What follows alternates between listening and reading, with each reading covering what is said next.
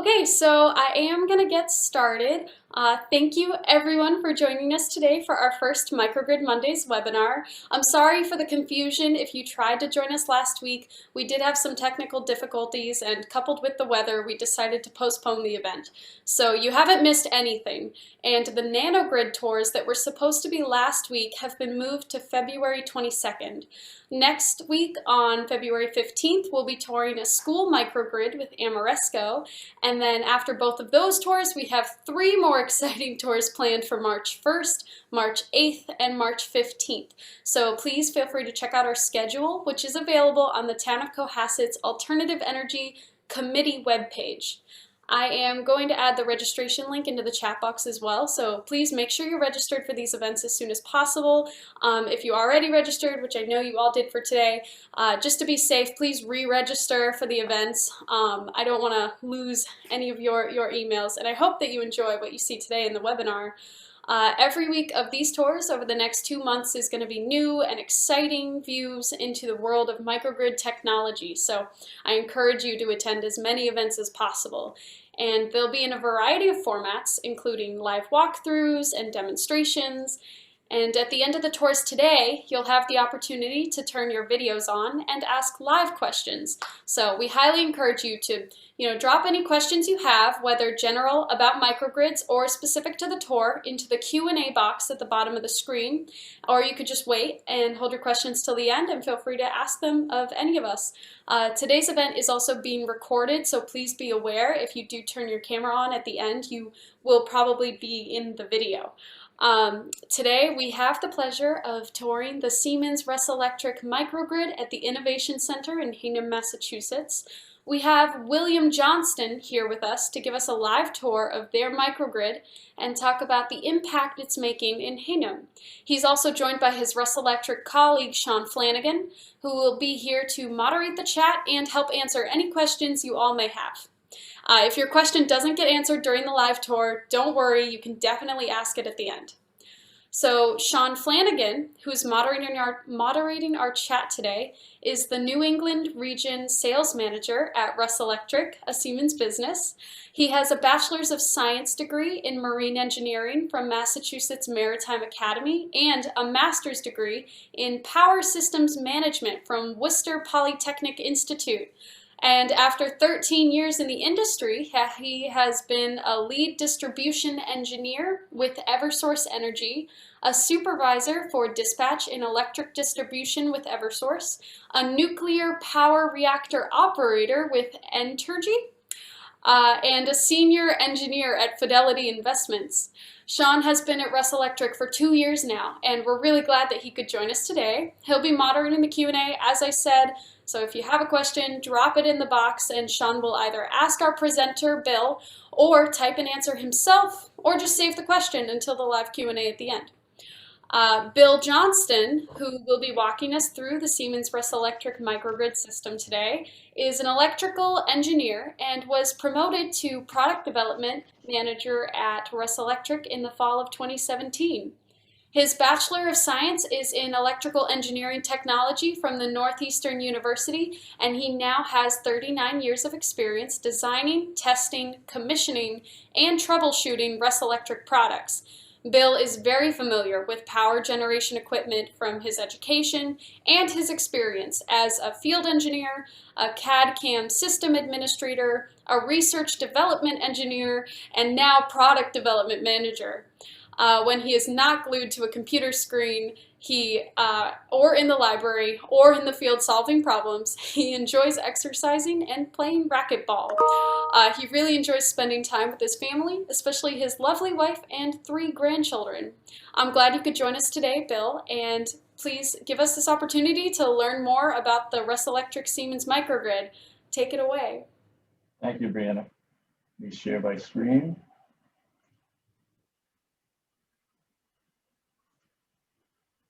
Let me know when you guys can see that.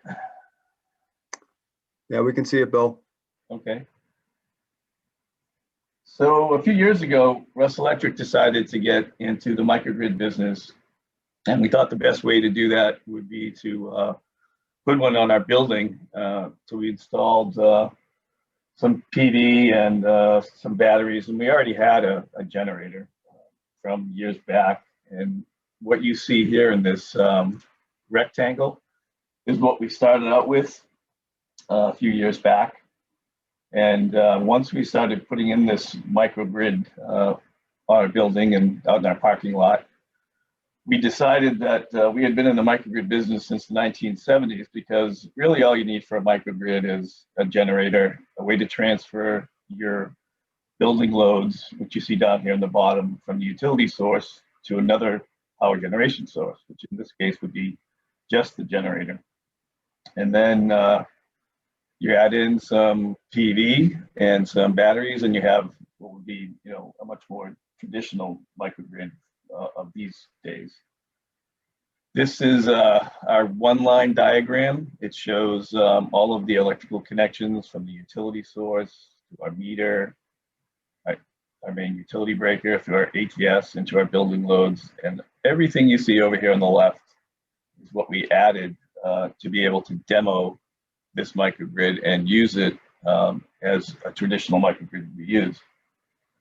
So this main screen that you're looking at right here gives you a lot of information, and let me just show you the legend of how to interpret this screen. So anything that's red, like this utility source and these horizontal and vertical lines that you see on the screen, are what we call energized. So they have 480 volts, and you can see we're drawing about 300 kilowatts from the utility right now. These square boxes are circuit breakers. So when you see a circuit breaker red like this, solid red, that means it's closed. If you see it green, that means it's de-energized and open. Same thing goes for the generator source. If you see that it's green like it is now, later on in the demo we'll run it. It will be red, and when it's green, it's obviously off, and this breaker's open, then it's not really feeding any power into our microgrid. We also have an alarm page that has a history of everything that's happened to our system for the last 3.5 years. So anytime I log in or I change the user access level, or if we get some sort of alarm from the system, it gets all recorded in these event logs. So our utility source comes from Hingham Municipal Lighting Plant. They are a small utility here in Hingham, Massachusetts, just for the town of Hingham. They were established back in 1894 to light the electric street lights on Main Street in Hingham. They're a small utility, which made it really easy for us to get our connection approval. They have they don't have any generation themselves. They buy all of their power from Eversource and Grid.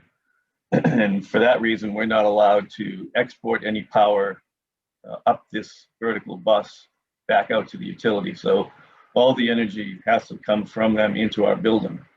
So traditionally, whenever you see solar panels on somebody's roof, they're connected directly to the utility over here on this side, as opposed to, over here in this part of the building where they could actually power the loads if we opened the utility breaker. So we had to add some equipment. Like I said, when we decided to go into this microgrid business, we added this protective relay. This is a meter that can monitor the volts, amps, watts, and specifically the kilowatts.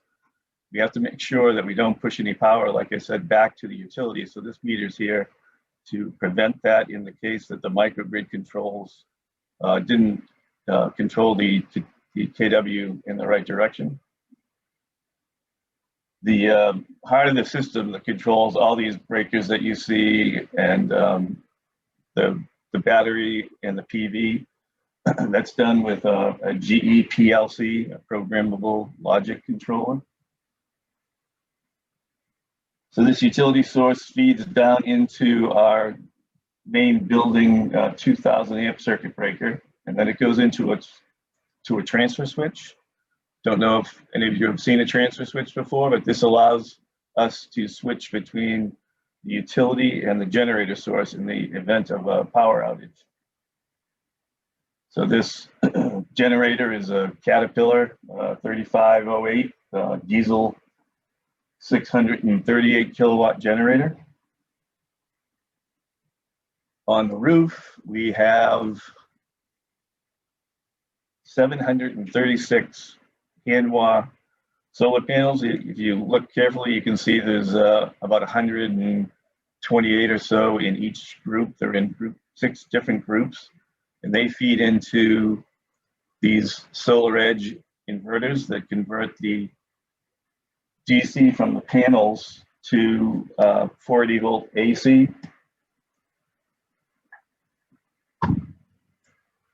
And we can talk to each one of these solar edge inverters and get all the telemetry. So we could get how many amps and volts and kilowatts and kVARs that they're producing. We know the frequency. This is the lifetime production of this particular PV inverter. It's produced 144 megawatt hours of power. And we have an agreement with the state of Massachusetts that helps pay for these systems. They give us, I think, about $250 for every 1 megawatt hour of production that we make. That was part of the Solar Renewable Energy Credit program that they started a few years back. Out in the parking lot, we have our battery storage system. So this is a Dynapower BTM 250. It's capable of producing 250 kilowatts. Inside the inverter, there's a bunch of take the DC power from take the power from the DC battery, convert it into 40 volt power. Bill, it sounds like you're breaking up a little bit. I don't know if it's your mic. Let me try to get a little closer to it. Okay. Is that any better? Yes. Okay. Inside the left side of this enclosure is where the batteries are. You can put up to 18 racks of batteries in here. We've only got 2 because at the time that they put in this microgrid, these batteries were super expensive and there were no credits, tax credits, or any kind of incentive programs to fully populate this battery enclosure. And we basically knew we were going to use this just for demos. So we only populated it with 2 racks, which give us 70 kilowatts for 2 hours. All of these breakers that you see here in the middle are breakers that we added so that we could do demos without interfering with our building loads. We've got a manufacturing plant here, and we can't just turn the power off and on and off whenever we need to. So we've got these breakers and these 2 other transfer switches in the lineup here to help us do these demos without affecting our building loads. We also added some load banks so we could simulate some loads being powered by the microgrid without interfering with any of our building loads. So I'm going to get ready for the first demo and put some load on these load banks. I put about 70 kilowatts on there. We also added a couple of e-car chargers about a year ago. We've got a couple of Teslas, and I think we have 2 Chevy Volts. And we allow our employees to charge their cars during the day at no charge. So the first demo we're going to do is we're going to show you how you can lower your electric bill by a method that we call peak shaving. So our customers are usually, commercial or industrial buildings where they have very high electric bills. And in order to lower their electric bills, in the past, they would run their generators and, burn diesel fuel and maybe disconnect from the utility completely and run on their backup generators to try to peak shave during the time of day when the electric bills are the highest. So most utilities have a peak demand charge that they charge you along with your regular kilowatt usage, and that peak demand charge can be really high. So people really would prefer to do the peak shaving with something other than a diesel generator. So that's one of the reasons why we've got this PV and battery here at Russ Electric. We can make about 200 kilowatts total with our PV array, which could cut our usage down to about 96 kilowatts on a day like today. But as you can see, our PV isn't putting out any power right now. And I wish I had a photo of what it looks like up on the roof right now, but I think we got about 3 or 4 inches of snow.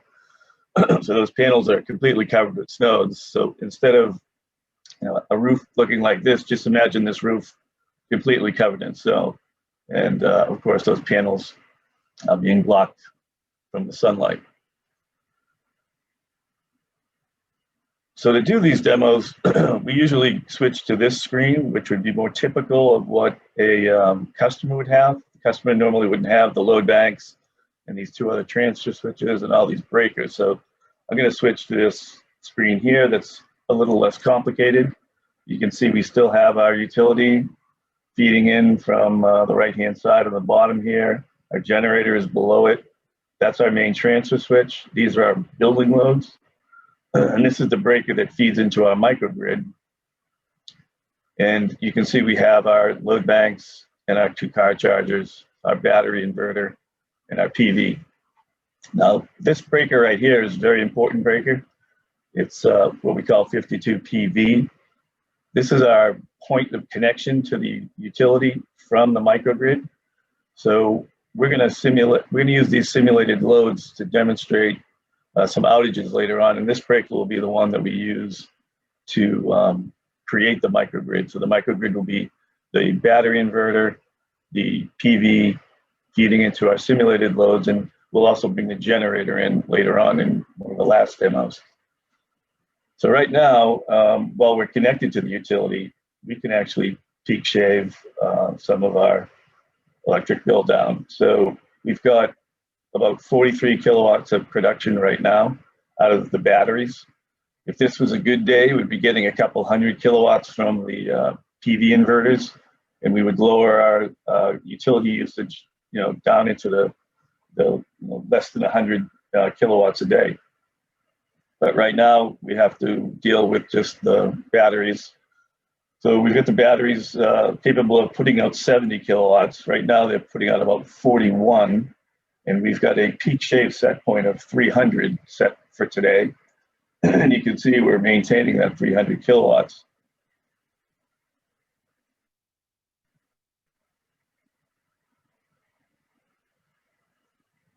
So for our second demo, we're going to do an island. We're going to create that island I was talking about earlier. And the way we're going to do this is I'm going to cause an outage on this bus right here, this connection to our utility. I'm going to simulate an outage by opening up this 52 IL breaker. And what that's going to do is make this bus go dead. And within 3 cycles, the system is going to detect a power outage. It's going to open up this 52 PV islanding breaker and allow us to have the microgrid feed into our simulated loads.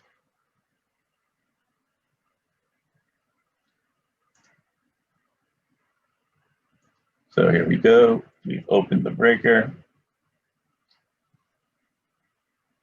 And now you can see that the output of the microgrid is powering the simulated loads and the car chargers. And we can stay in this mode for about 2 hours with our 140 kilowatt hours of battery. If we had some sun right now, the solar panels would be probably charging our batteries.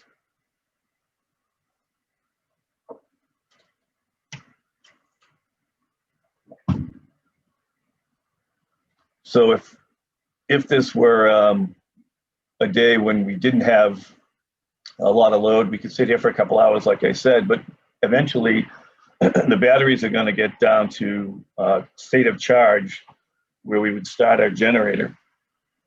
So typically we set that set point to 50% so that when the batteries get to half of their charge, we bring in our diesel generator and start charging the batteries. So in order for me to simulate that today, I'm going to lower that set or raise that set point up so that we can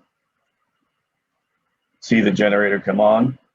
So typically, like I said, it's set at 50%. I'm going to go ahead and change that to 82.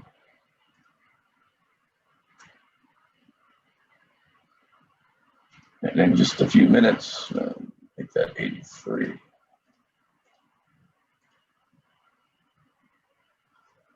So now you can see that our generator is trying to start. It takes about 7 or 8 seconds for it to start up. I can hear it running right now. So the generator is running, the breaker for the generator closed, and now we're going to synchronize across this 52 PV breaker, and we're going to feed the generator power back into our microgrid. So we got about another 15 seconds to go.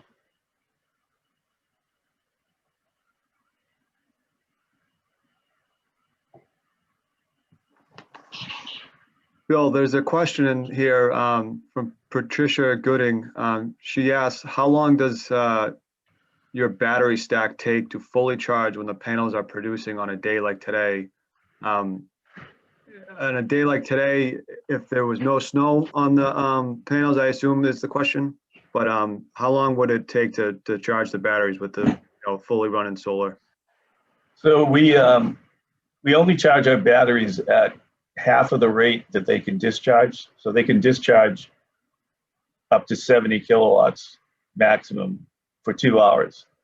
And we can only charge them at 35 kilowatts. So if they were at 0%, it would take about 4 hours to fully charge the batteries from the solar panels, providing that the solar panels were making at least 35 kilowatts. And on a good day, the solar panels can make almost 200. Okay, thank you.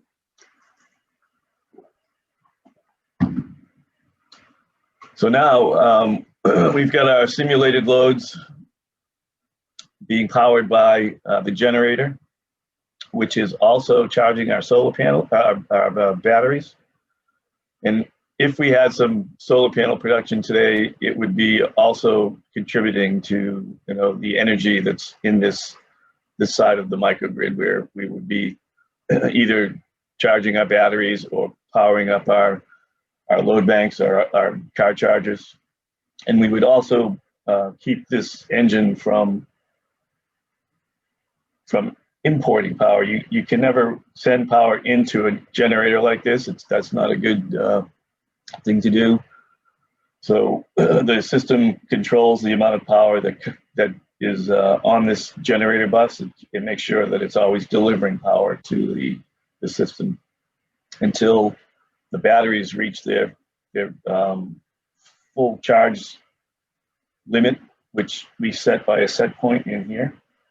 So when we typically run, we have the batteries discharged down to 50% and charge them back up to about 80% when we need to use them for these demos. So what happens is once the batteries reach their 80% state of charge, we know we can turn the generator off. So typically, we would run these things down to the 50% level, and then it would take, if we were charging at 35 kilowatts an hour, it would take just over an hour to get them back from 50% to 80%.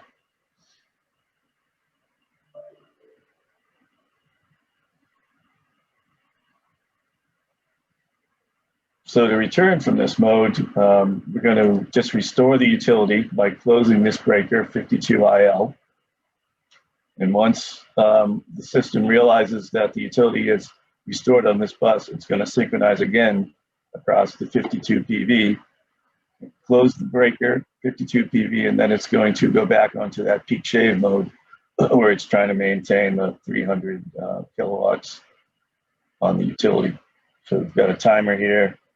Got about another 20 seconds to go before we reclose that 52 PV breaker.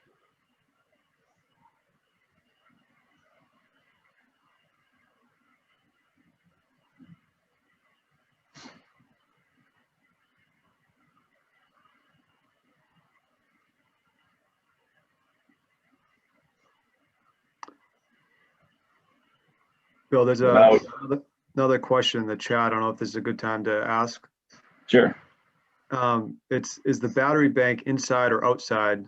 Obviously, the battery bank is outside. It's outside in the parking lot and enclosure. But he also asked, what is the lower temp limit that you can charge the bank? So this set of batteries is in an environmentally controlled outdoor enclosure, and the low limit for the temperature, we can't see it on this page. Let me see. I think we have it set to 68 degrees, be the minimum temperature, and then 64 degrees. So whenever the outside temperature gets below 64 degrees, we would turn on the heat. And whenever it gets above 82 degrees, we would turn on the air conditioning. And I think that's well above the minimum temperature, operating temperature of the batteries. But the more stress you put on these batteries, the shorter the life is. So if you can keep them at a somewhat comfortable temperature for humans, they will last a lot longer than if you let them go down to their minimum and up to their maximum temperatures. Okay, there's another one in here if you want to field it. It's Brian Folds is asking, do we work with Hingham Light to reduce their substation load with Eversource? And do they offer a financial incentive to do so? No, not yet. We did talk about that some years ago. We were going to get a much bigger generator and install more solar panels and more batteries. And for some reason, that project just never came to fruition. But it could be done. Like we could probably, with the help of some of the other manufacturers in this industrial park, we could probably reduce, the utility power during the day to almost zero if we were all to put on, solar panels and put in battery storage units. So for the last demo, we're going to demonstrate how we can correct our power factor. I'm not sure how many engineers we have on the call with us, but one of the things that utilities generally charge you for is how much reactive power you're buying from them. So if you folks know what your electric bill looks like or have read it, you'll see that there's usually a kW and a kVAR number on your electric bills. So one of the things that the system can do is reduce your kVAR usage by using the battery inverter to correct your power factor. So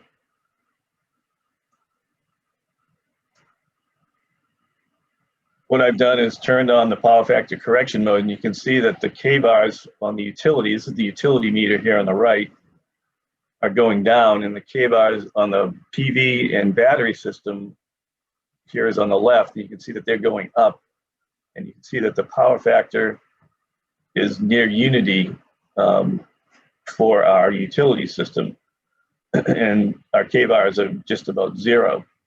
In fact, we're actually producing a few there. So this would help further reduce a commercial or industrial building's electric bill. I don't think residential buildings generally have any kind of a kVAR charge, but I know we do here. and we can reduce our kVAR charge by using our battery inverters.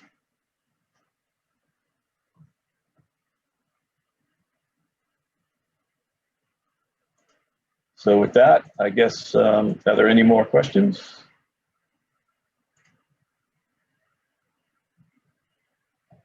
Yeah, I don't see any in the Q&A box here, but maybe looks like Mike has a question in the chat. Mike Schmidt's asking, how many and where are some of these systems that you have installed? So Mike, that's a loaded question, I think. We have about 40,000 orders, but that doesn't mean that there's 40,000 of these types of systems. This is a very unique system.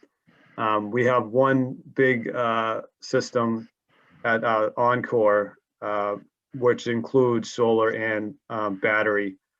Most of our systems do not include solar or battery. This is fairly new. So I guess to a microgrid to this level of complexity is probably, we have one installed base. Bill, I don't know if there's another one other than Encore. Yeah, we're working on one out in California, Oregon right now. A vaccine company out in Oregon has ordered a pretty good size battery and PV system. They don't have generators at this particular site, so it's kind of the opposite of what most of our customers have. Right, most of our customers have, backup generators and no PV and no batteries, but this facility is just going to have the batteries and the PV as their backup power. Interesting. And there's another question here from Monir. What about cutting your demand charge? Yeah, so that's what we were doing. That's what we're doing right now. So the demand charge is usually based on a 4 or 5 hour period between, the peak hours of production of the utility, which generally starts around 4 to 7 p.m. That's when your electric bill, that's when you get charged the most for your electricity. So this is what we call peak shaving, and that's what we're doing right now. So we have our peak shave set point set to 300. We're shaving off, 26 kilowatts from our electric bill. If we had a much bigger system like Encore, they have 4 megawatts of battery and about 1 megawatt of solar. So during their peak hours in the afternoon, when people are coming into the casinos in the afternoon, they turn on their batteries for that peak period, which I think saves them hundreds of thousands of dollars a year by using their batteries to shave their peak.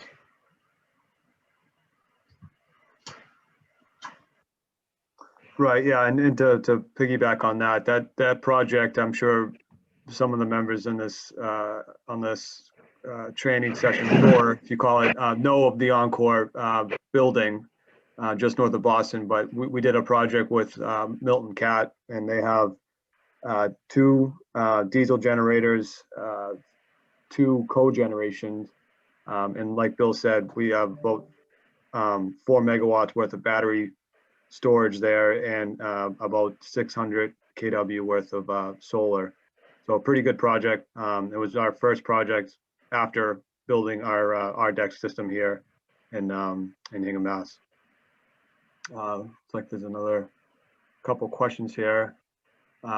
Bill, so do automated devices exist to remove snow from panels, or is the only option to let it melt or remove the snow manually? That's a great question. I've seen some places where they go and manually remove the snow from the panels, but I think there must be somebody that makes something that would act like a windshield wiper on the surface of the panel. I haven't seen one, but I would imagine that there's got to be something out there. And any of the panels that can be that are, operated electrically to follow the sun, those can be tilted vertically temporarily during a snowstorm. And then once the snow stops falling, you can angle them back towards the sun again. That's pretty cool, actually.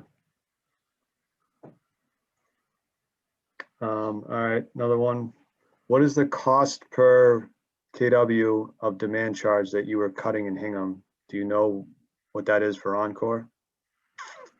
You might be able to answer the Hingham one. I'm not quite sure if we can get the Encore one, unless you have that. I know Tim did that. Yeah, Tim used to keep track of those numbers, and I don't even get the electric bills anymore. I was getting them originally when we were fine tuning the system, but I think on average we were saving about 25% on our electric bill.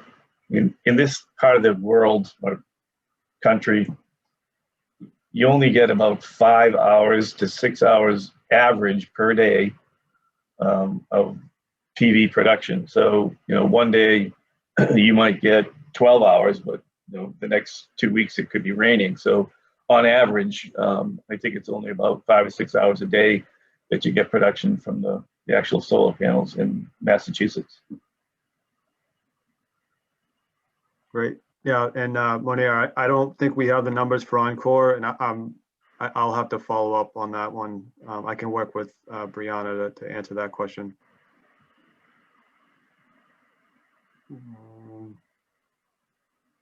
And Brianna, I don't know if you want to open it up to a live conversation that we have 20 minutes left, or if there's anything else you want us to show here.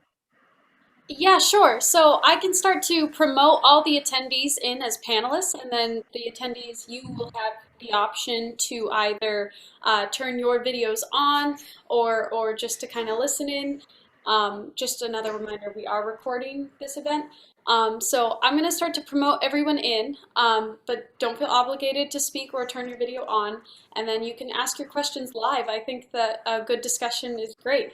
And this has been really interesting. I love seeing this side, and it's great that you can kind of control the technology from this panel. So yeah, I'll do that. And the questions so far have been really interesting. And if any of you want to follow up, feel free to email me. I think you all got your emails from me when you all got my email from the registration confirmation emails. I'm very bad at multitasking, but I am promoting you all as I speak. And yeah, here we go. So you should all be getting an invite from me. Feel free to accept. If anyone did not get that invite, just message in the chat box. But I believe everyone's been invited to be an attendee. Feel free to join, turn your camera on. And yeah, I know that you had a plan for today with the solar panels and doing a demonstration with that, and unfortunately with the snow, that's impossible. So there is a potential that we will be showing that video on one of our rain dates. But do you want to talk a little bit about maybe what that demonstration would have looked like? Just to see those in action. It would be the same as what you're seeing now. It's just that we would be producing, a couple hundred kilowatts from these solar panels. So back to that screen where we were doing the peak shaving, like we are now, we're trying to peak shave down to 300 without the solar panels, and we just can't get there because of our building loads went up a little bit, comes to 430 kilowatts. So during this demo for peak shaving, what you would see is the solar panels would be putting out 100 to 200 kilowatts, and we might not even need the batteries to obtain our peak shave set point. But on those days when you're making 100 to 200 kilowatts, a cloud could go over temporarily, and under that circumstance, the batteries would fill in the gap, so to speak. So if we were peak shaving just using the solar panels, and a cloud came over, the batteries would kick in for a few minutes until the cloud, got past the building, and then they would go back to to charging again. So it just makes the whole microgrid appear to work much better when the sun's out and the panels are actually contributing to the energy needs of the building. Okay. Cool. I just want to let everyone know I just sent a link into the chat. If you copy that link, rejoin the webinar, you'll be as a panelist. For some reason, I submitted you all as panelists, and it's not allowing you to change over. I don't know why. So feel free to just click that link. You can or copy it over, exit out, join back in with that link, and that will work. That's a panelist link. Yep, I see everybody starting to filter out and come back in. And then I see Mike Schmidt's question. We'll just wait 1 second to let everybody kind of head out and come back in if they want to. There's still some people in here as attendees. So if you all should be able to see a link in the chat box. Luckily, we finished up the tour early today, so we're not in too much of a rush to finish before 1. Yep, there you go. So you want me to wait to ask the question? Yeah, just give it 1 more second. I think Okay. people exited out and they're gonna join back in with the link. Hopefully they copied it over first so they didn't exit out and then have no link. Because that would not be good. Okay, well, I do have a question that I'll ask while we kind of wait for everybody to come back in. Is this platform that we are looking at, oh, I see they're joining back in as attendees. What am I doing with the technology? All right, so I was just curious, with this platform that we're looking at here, did Russ Electric design the platform itself, or is this something that all microgrid technology is kind of based on and that like other big facilities use to control their systems? I mean, is this kind of like a standard microgrid system control panel, or is it something that your company designed and like every company is going to look different? This particular one was our first one, and we designed it just like we do all of our systems for all of our customers. We use a programmable logic controller, a PLC, for the the programming of the system that controls all the inputs and outputs. And then we use this Wonderware HMI SCADA screen software to make this HMI screen user interactive. And we also, now that we're Siemens, we got bought out by Siemens a couple years ago, and their microgrid group has now merged with our microgrid group. And we have another offering that's a little bit more like a standard product. So everything that we used to do here at Russ Electric, or still do for most of our systems, is a custom design. And our microgrid was one of those. But now that we're with Siemens, we have a more standard kind of off-the-shelf product that we can use. It still needs to be configured, and there is a little bit of programming that needs to be done, but it's a much more standard product. Okay. And you'll probably notice that I just added everyone in. I found an allow to talk button, so you can unmute and speak if you'd like to ask your question. If there is background noise where you are, I recommend that if you are not speaking and someone else is speaking, that you mute yourself. But feel free to ask any questions that you all have. You should be able to. I don't know if you have access to turn your videos on, but I know that you have the ability to talk. So. Bill, this is Sean Flanagan. The question that's in the chat is, what's the max demand you see on the car chargers? That 8 kW, the max demand you've seen? Yeah, these car chargers are 100 No, I'm sorry. They're 3.7 kilowatt car chargers. They're relatively small. So the most you can really see is about 8 kilowatts for the two chargers during the day. And right now, it looks like that's where we're at. There's probably a couple of cars out there that are, drawing the maximum from each one of the chargers. But they do make much bigger ones, like the ones for buses, and even the ones you can get for your home can be 15 kilowatts or more if you have like a 240 volt receptacle like you do for your dryer or your stove. If you put one of those out in your garage, you can get a much bigger car charger than 3.7 kilowatts. And these guys tell me, so one of the guys I know personally is, he's got the Tesla, one of the first models, I forget what model that was, but the really sporty looking Tesla. And he's got, he comes in a lot with like batteries at 10% charge, and then by noontime he's got his car fully charged, and he usually switches up to let one of the other guys in the space.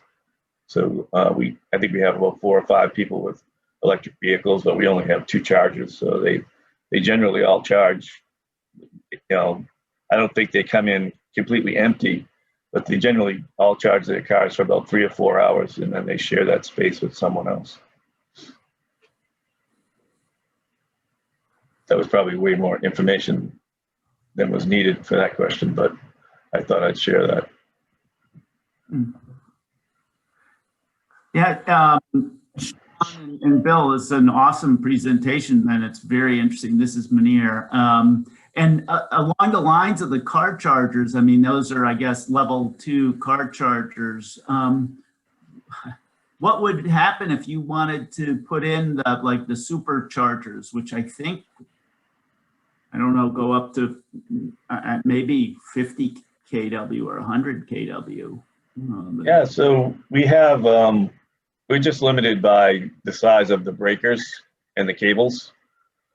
So I think these are all 400 amp transfer switches, and yeah, so everything's based on 400 amps on this side of the microgrid. So we would be limited to 400 amps of current, and can't really do the math in my head, but so 400, 80.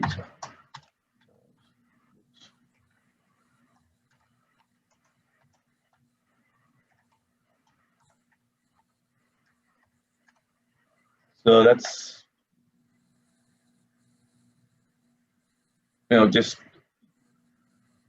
just under 4 kilowatts.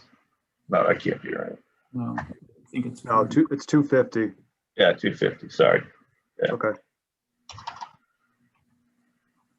So we're limited to 250 kilowatts on this side of the microgrid. Over here, where the utility is, that's a 2,000 amp service. So if we wanted to put the car chargers on over here, where there's 2,000 amps of capability, we could get much higher than 250 kilowatts. It really just depends on how big your service is at your facility. And that would be the limitation of probably your PV production too.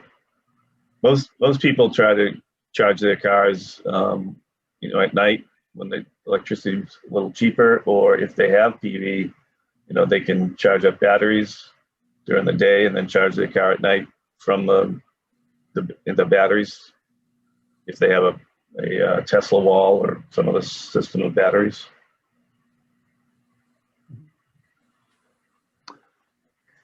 Yeah, and Bill, there's another question. I don't know, Debbie, if you want to speak out loud, but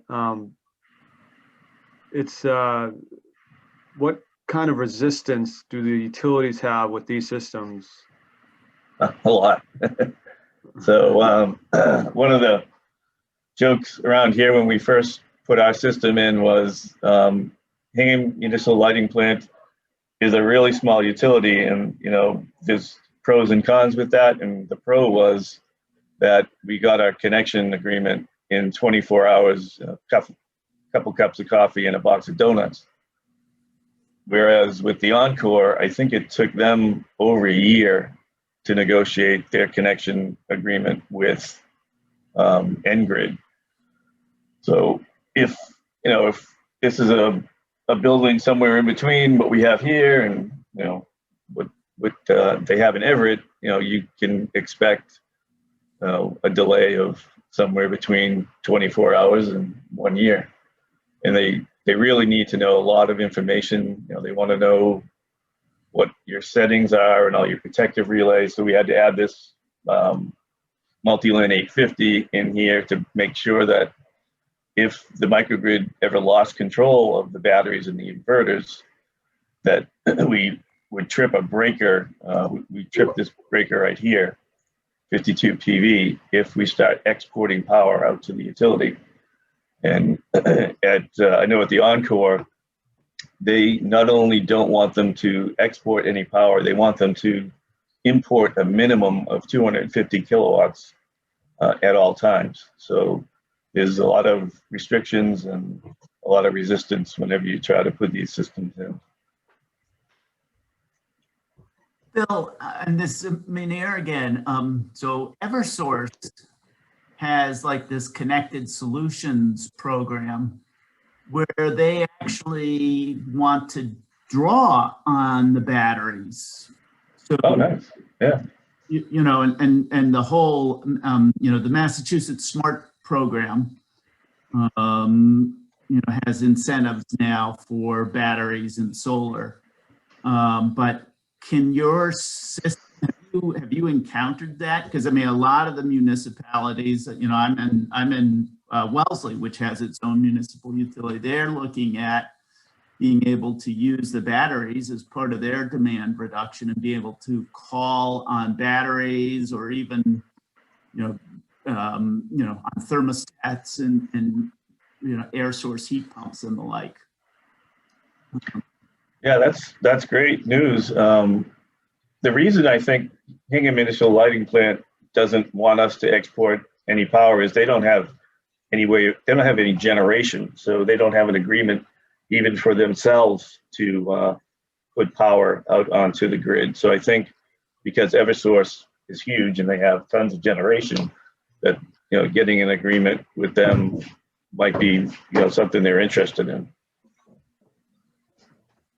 I mean, Wellesley doesn't have really its own generation except for now solar panels, but they're looking at ways of better managing their demand and at least shifting it so they are getting the lowest possible rates. Like you're doing with the building itself. Right. I don't know. You maybe you're paying. With Hingham, you're paying, in the summer, $12 or $15 per kilowatt to offset that demand charge, for a demand charge, right, given month. They have a similar. I would have to think they have something similar with Eversource.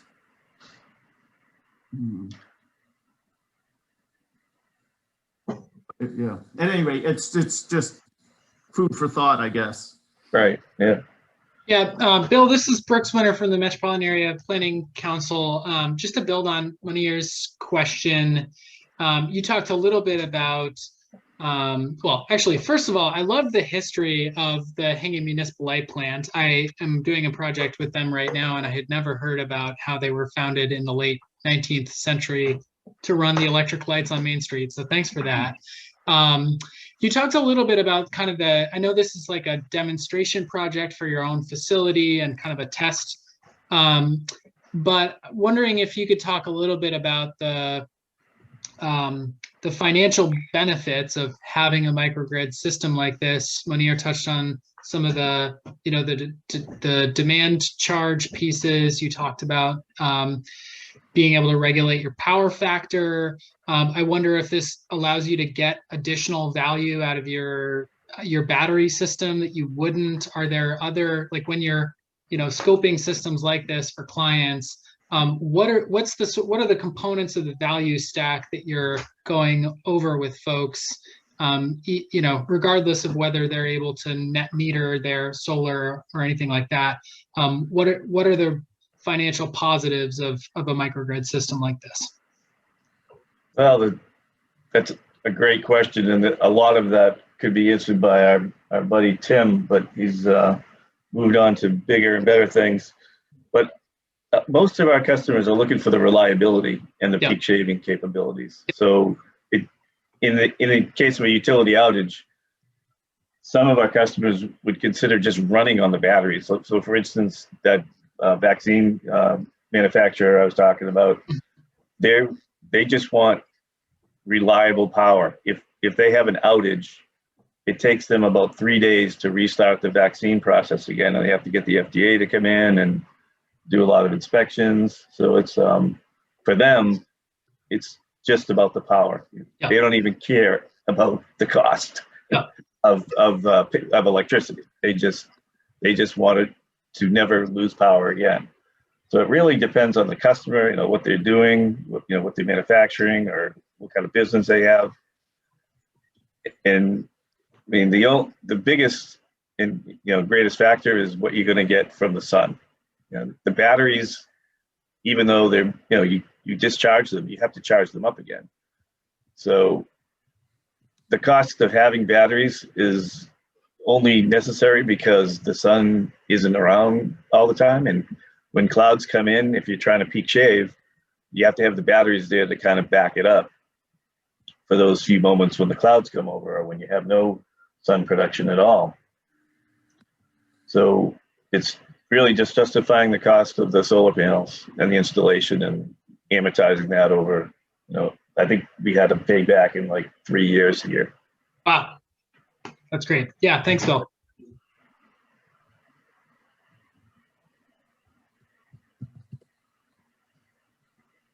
Yeah, there's a really good, I just actually put it I put a link to my reference. I have references on my webpage, and one of them is about valuing resilience. There's an analysis for valuing resilience of microgrids. It's a video presentation. It's a video presentation through the Clean Power Group.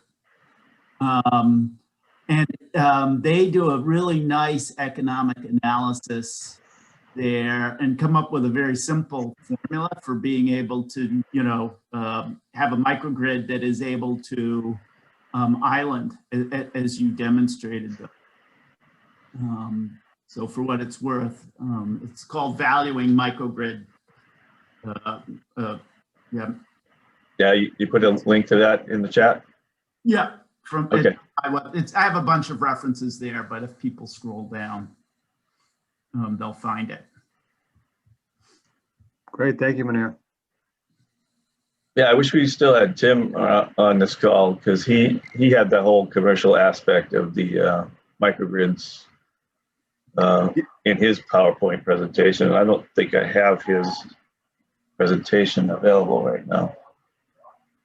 Yeah, it was a great asset, and to circle back on that, the way we were able to do the Encore project was simply by providing a peak shave solution initially to save on their demand charge, and that's how we sized the batteries. So their peak shave, I think anything over, what was it, 6 megawatts, they would. And then they were getting up to like 10 megawatts at night in the summertime. So the batteries were sized for 4 megawatts for 2 hours in order to peak shave that, clip that peak, so they can avoid those demand charges. And also, I saw that Steve Winter had his hand raised. Steve, I don't know if you want to ask a question. I know we're kind of running out of time. It's like 1 o'clock. I'm not in a rush to get off, so feel free to ask. And if there are more questions, you can all keep asking. Okay, I was just writing my question in the Q&A there, but my question is, I'm confused about the difference between a homeowner putting in a diesel generator and a homeowner putting in a PV array with a backup battery. Now I understand that traditionally, if you have a grid failure, that the diesel generator allow you to isolate from the grid and power your home.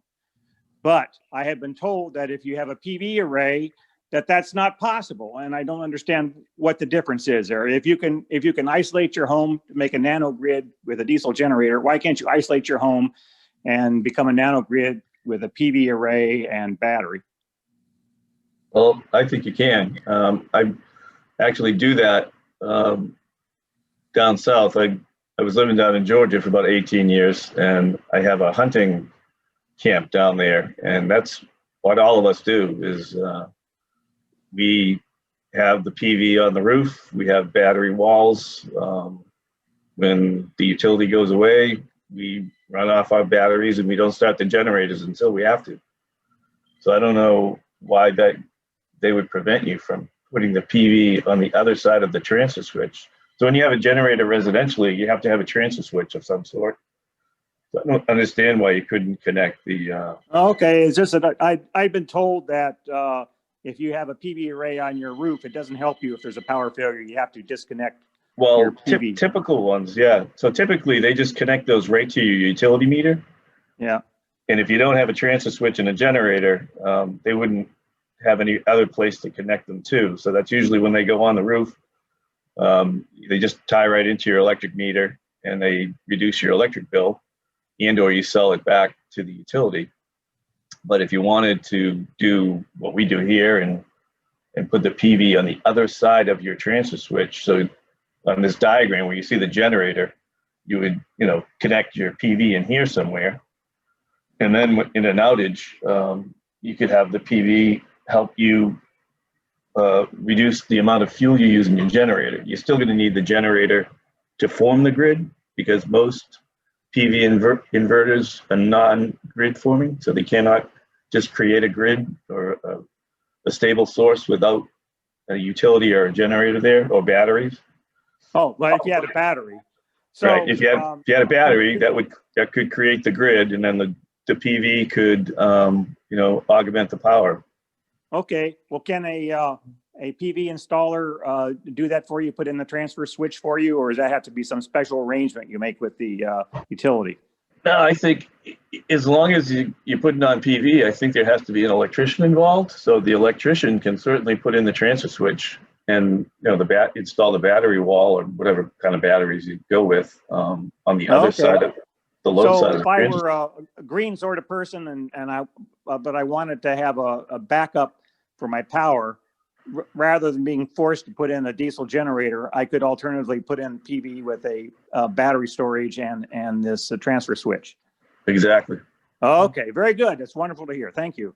Steve, actually, and yes, sorry to add more, but Steve, actually right now with the various incentives, I mean, if you have National Grid or EverSource in particular, because they do have also this connected solutions, and the incentives are really strong. It doesn't make sense to put in a diesel generator anymore. It's economically a lot better just to do PV and battery. Fantastic. Yeah.